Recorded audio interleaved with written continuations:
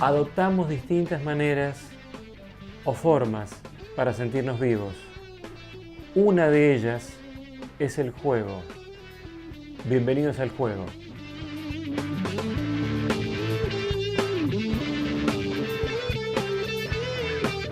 Jura ante la Biblia de Daniel Tiner, ¿no? La escribió. Decir la verdad, solo la verdad y nada más que la verdad en esta entrevista.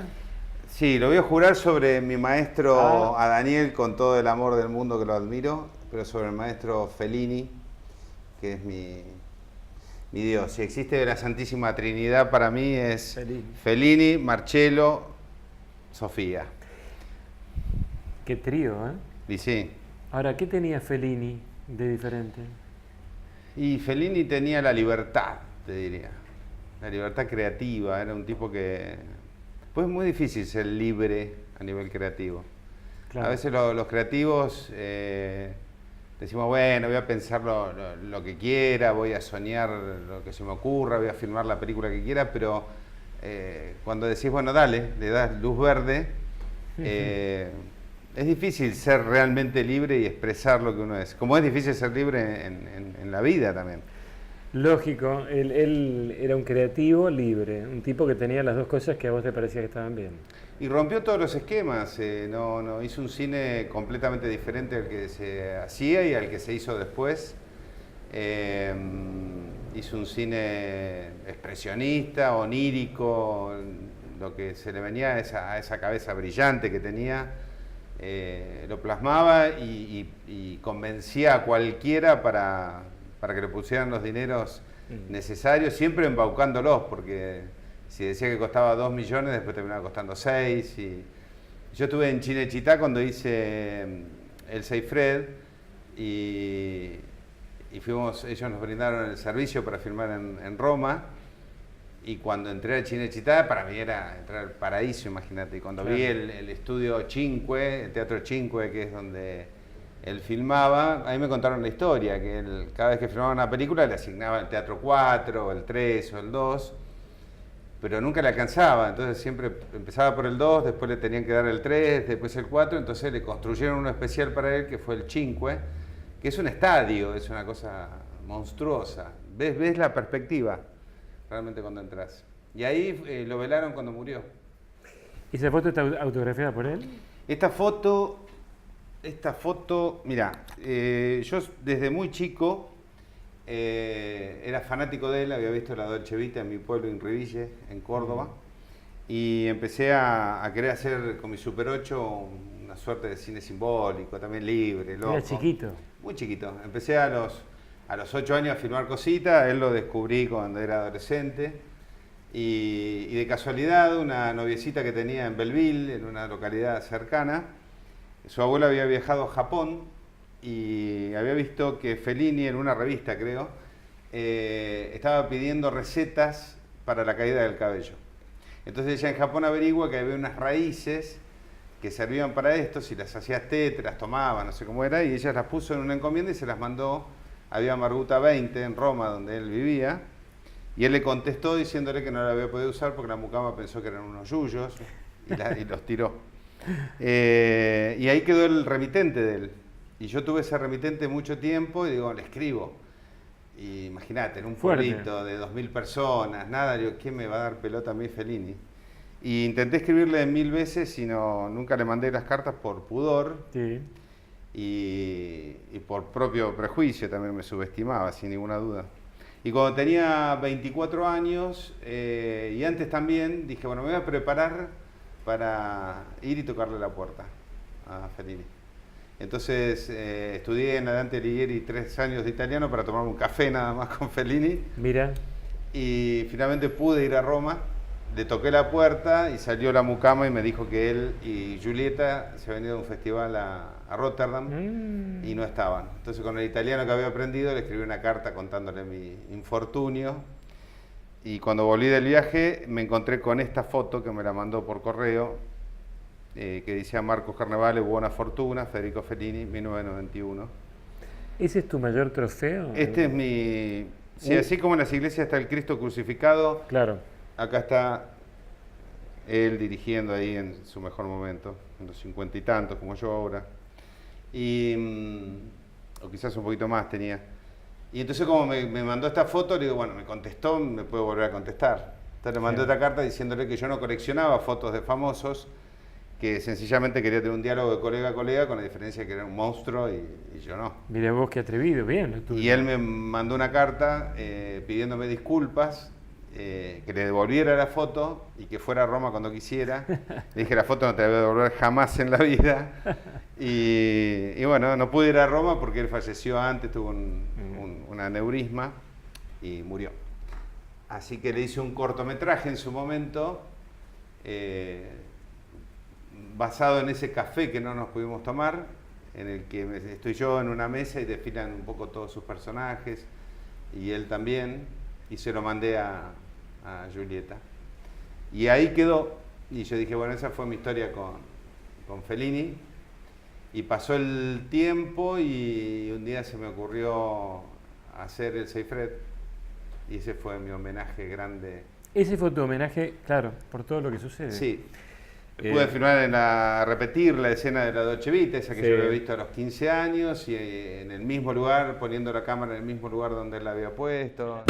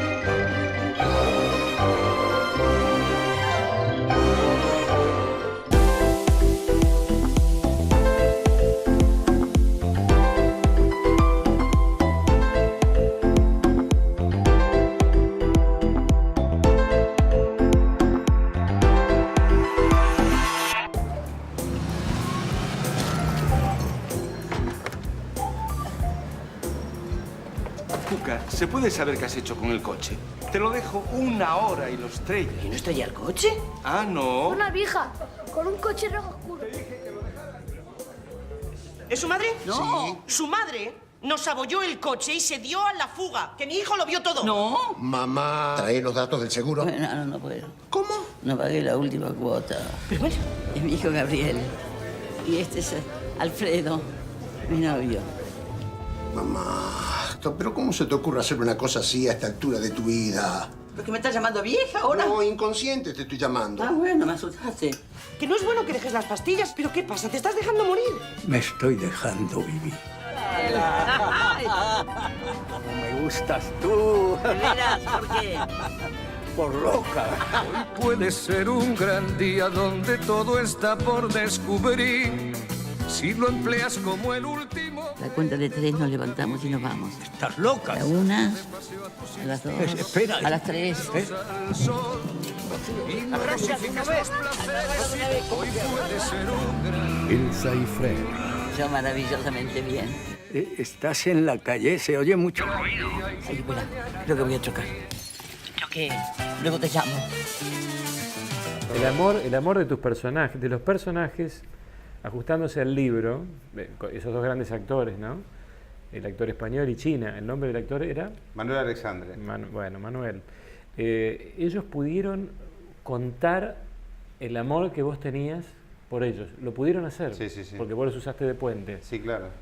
Fueron mi vehículo y sobre todo China, que amaba el cine europeo y entendía perfectamente lo que yo quería contar. Ella, cuando estábamos ahí en la Fontana de Trevi, me veía a mí la emoción que yo sentía de sentar a Manuel buscando el centímetro exacto donde se había sentado Marcello Mastroianni. Oh, qué bien. Y ella vestida como Anita Ekberg y el gatito y meterla en la fuente. Y fue muy mágico todo y muy caótico. Ese día murió Juan Pablo II, entonces Roma estalló, había presidentes de todo el mundo iba a Roma y nosotros ahí con China entre la multitud tratando de filmar esa escena que fue bella, la verdad muy linda. Y bueno, fíjate vos, entre la multitud ustedes mostraron la soledad que tenían, ¿eh? Parecía que no había más nadie ahí.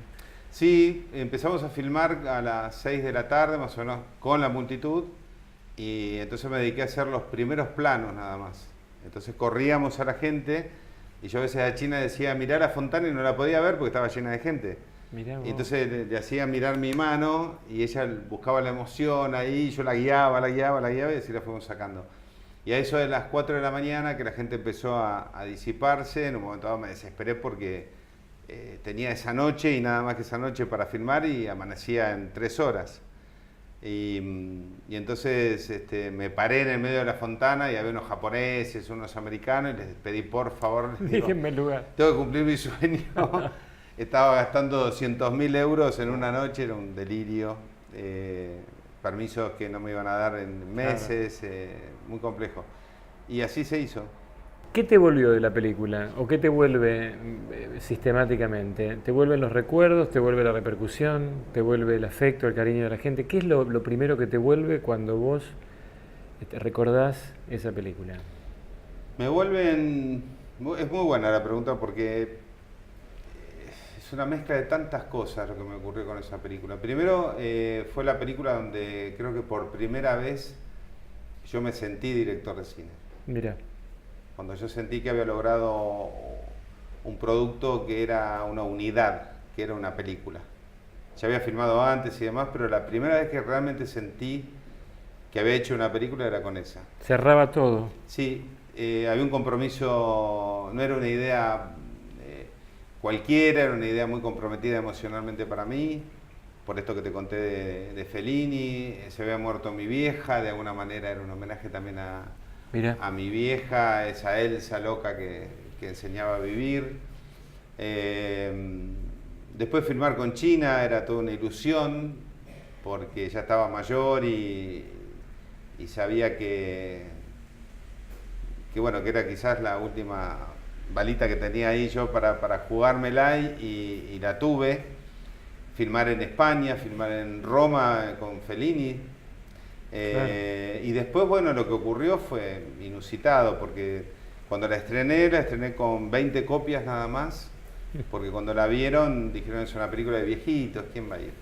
Mira. Y explotó el primer fin de semana y después pusieron 40 y 60 y se convirtió en un éxito. ¿Qué te sorprendió del rebote? Porque, por ejemplo, Cortázar cuando escribe Rayuela dice, la verdad que yo nunca pensé que los adolescentes iban a leer Rayuela. Es que ocurre eso, ¿no? A veces no sabes. Yo nunca pensé, creo, en el target al que iba esta película, ¿sabes? Vos la mandaste y fue. Yo la mandé y le puse mi impronta y eso que está ahí es muy yo. Eso que ves ahí soy yo. Claro. Es muy verdadera la película. Y después lo que veía, ocurrían cosas, la gente salía conmovida, pero más que conmovida, salía conmocionada. Sí. Yo pagué la entrada 1000 veces para ¿Vos? meterme entre el público y ver qué pasaba. Qué porque, lindo. sí, la gente se conmocionaba y muchas veces recibí mails y cartas y mismo en La Plata. Sí. En La Plata, que estuvo muchísimo tiempo en cartel, con China nos topamos con una señora que sufría de depresión. Mira. Y que había pensado hasta en matarse y fue a ver la película y siguió viva y nos vino a agradecer por la película. Bueno. Pasaron ese tipo de cosas, ¿viste? Y después a nivel mundial, fue una película que se vio en muchísimos países del mundo con mucho éxito. En Puerto Rico le ganó a Titanic, estuvo 1 año y medio en cartel. Qué sé yo, después hizo la remake en Hollywood con Shirley MacLaine y Christopher Plummer, es decir, tuvo una enorme repercusión. Pero también fue una película estigmática de alguna manera, porque cada vez que yo después encaraba una película, Claro. me decían, es como el Cifret. Claro, Y bueno. yo digo, pero de esas, qué sé yo, te salen... Me acuerdo de la noche del estreno, estaba Adolfo Aristarain adelante mío sentado, y yo estaba tenso, imagínate, estaba Adolfo mirando la película y toda la gente, bueno, nervios de estreno, ¿no? Sí. Pero estaba un profesor ahí que iba a ver la película y me iba a decir algo. Y cuando terminó me agarró y me dijo, nene, de estas, una. Y yo le digo, ¿te pareció? Es buenísima, me dice, de esta, Una. ¿Y Digo, cómo? pero vos hiciste más de una. No. Yo hice, arrimás a esa, pero de esta, una. Y agradecí que la hiciste. Claro. Y le dije, bueno, y de alguna manera quedó un poquito más lejos, entonces ya no me la piden tanto, pero fue medio complicada. Bueno. Tenía que competir conmigo mismo.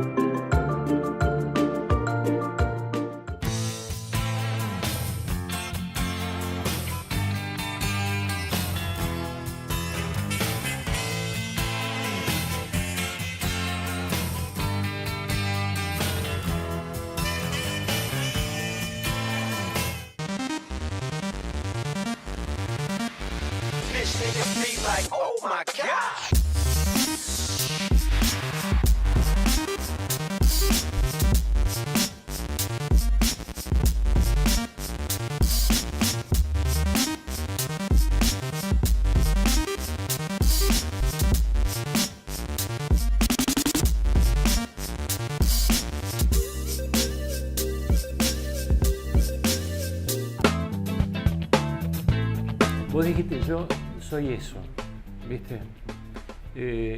Estando con la Nata, yo le pregunté qué le pasaba cuando se sacaba la ropa de periodista y me dijo, no sé, porque yo soy todo el día periodista. Sí, yo también. ¿Vos sos todo el día director? Yo soy todo el día, soy desde que nací.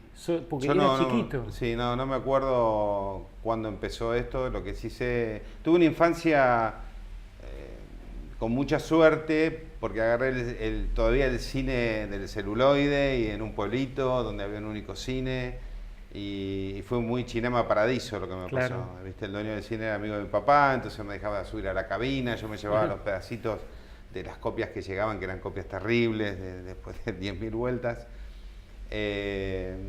No había ningún referente en el pueblo que supiera de cine como para orientarme, entonces todo el cine que yo veía lo aprendía mirando. Claro. A tal punto que mi papá tenía una estación de servicio y yo agarraba los pedacitos estos que te digo de celuloide y los metía en querosén, le sacaba la emulsión y volvía a hacer los cuadritos, los frames, y empecé así a descubrir lo que era el movimiento. Después de mirar y veía que un brazo tenía este movimiento, entonces yo dibujaba y hacía... Y después iba al dueño del cine y le digo, pasámelo. Y ahí descubrí que si ponía pocos cuadritos era cámara rápida, si ponía mucho era cámara lenta. Nunca supe que eran 24 para la cámara normal y así. Y después empecé a filmar en Super 8 con una cámara que me regaló mi viejo. Y tengo cortos filmados con todos mis amigos. Todo el cast son varones, siempre. Y después con algunos adultos también que me seguían. Pero todo intuitivo, es decir, yo no sabía lo que era un traveling, ni que había un eje que no se podía cruzar, pero nunca crucé el eje, por ejemplo. Increíble. Y después cuando vine acá para hacer cine, me empecé a enterar que todo eso que yo sabía tenía nombre, que había un eje, primer plano, plano medio, y así todo. Y ahí es donde creo que perdés un poco de libertad. ¿Ves? ¿Viste cuando hay un niño que dibuja muy bien, intuitivamente, o canta muy bien? Le dice, mandémoslo a estudiar canto, mandémoslo a dibujar. Y lo mataste. Y yo cuando le puse nombre a las cosas empecé a condicionarme. Y recién ahora, creo que a partir de Seifred, empecé a soltar la muñeca de nuevo y a no pensar en eso, y a filmar más libre, y a no pensar tanto, y a confiar que hay una parte mía que ya lo sabe y ya está. En realidad, Marcos, uno se encuentra siempre con la subjetividad del otro y no sabemos bien si estamos llegando a los lugares que queremos. Tampoco... Es que no... Es como decir cuál es la verdad. Claro, ¿viste? Bueno, no existe eso. No. Es toda la subjetividad, como decís vos, y toda la percepción del otro. El Seifred debe haber gente que no le gusta y está bien. Uno se guía por la opinión de la gran mayoría que te dice, es divina la película. Entonces decimos, bueno, es divina la película, pero qué sé yo. Lo que sí sé es que para mí es divina y es verdadera. Así como te digo, esa película soy yo. Esa película es verdadera. Es verdadera. Es verdadera. Y ahí está. A veces uno busca el artificio, a veces uno busca el efecto o busca captar público, entonces haces escenas que a lo mejor no son tan verdaderas, pero son efectivas. Sí, claro. Bueno, como todo. A ver, para un tipo como yo que viene de otro palo, yo te diría que si vos hiciste algo así no me di cuenta, porque no tengo la sensibilidad propia de los tipos que se dan cuenta. Ahora, lo que sí debo decir es que es tan pura y tan libre que ha hecho que a mí me pasó cuando la vi que yo me enamoré de la película. El amor es una cosa que no ocurre siempre con un film, con una mujer o con un perro. Vos no te enamorás. No es racional. Exacto. Es algo que te pasa. Te pasa. Bueno, pero eso es lo que yo trato de hacer. A veces me sale, a veces no me sale. en el cine, que es romper el vidrio, ¿viste? Romper esa cuarta pared y hacer que el espectador encuentre un hecho vivo, Claro. que no la mire desde afuera la película, sino que llegue un momento que entre. En el Seyfried entras y te enamorás y decís, me encantó. Sí, pero China, viste que en tal momento no me importa, No, me importa. encantó. Exacto. No me hables mal de la película. A mí me pasa con Clint Eastwood, que lo amo a Clint Eastwood y voy a ver películas y a veces está bien, a veces no están tan bien. Me acuerdo una vez con Betiana Blum, fuimos a ver una de Clint, que no voy a decir cuál es, porque lo quiero mucho, y era mala la película. Y fui con una ilusión a verla, pero una película del viejo, y digo... Y según iba pasando la película, me dice Betiana, es mala. Digo, es mala. Y estábamos sobre el final y le digo, salimos de acá y decimos que es buenísima la película. Ni se te ocurra, pero ni se te ocurra hablar mal del viejo. Y sí, bueno, esa es la fidelidad que uno tiene, ¿no? O Woody Allen también. También. Y sí. Es tan maravilloso poder soñar una historia, un personaje, un lugar y después plasmarlo, ese paso. A mí me pasó en el Seyfried que mi ex mujer, estábamos llegando a Fiumicino para filmarlo de la Fontana de Trevi y bajaba China, Manuel, el crew español y nos venían a recibir los de Chinechita. Era un lío, un avión, la mitad del avión éramos nosotros. Y mi ex mujer que venía conmigo me miró y me dice, mirá para atrás. Y miro a toda esa gente y me dice, mirá el quilombo que armaste por escribir en Sánchez de Bustamante, 1350, que es donde yo vivía, exterior Roma noche. ¿Te das cuenta? En un papel en blanco escribís eso, Claro.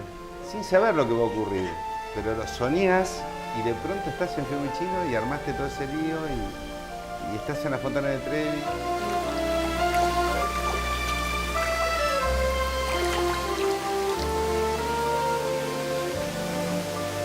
En un momento dado, ellos están solos en el mundo. El ruido de las aguas empieza a desaparecer. Querido Marcello, tengo que confesarte algo. Te amo. Te amo más de lo que nunca quise a nadie antes.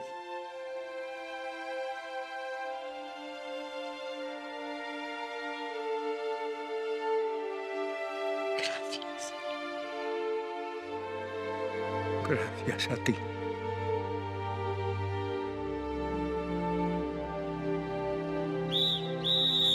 Ma cosa fate? Uscite immediatamente di là! Nos van a detener.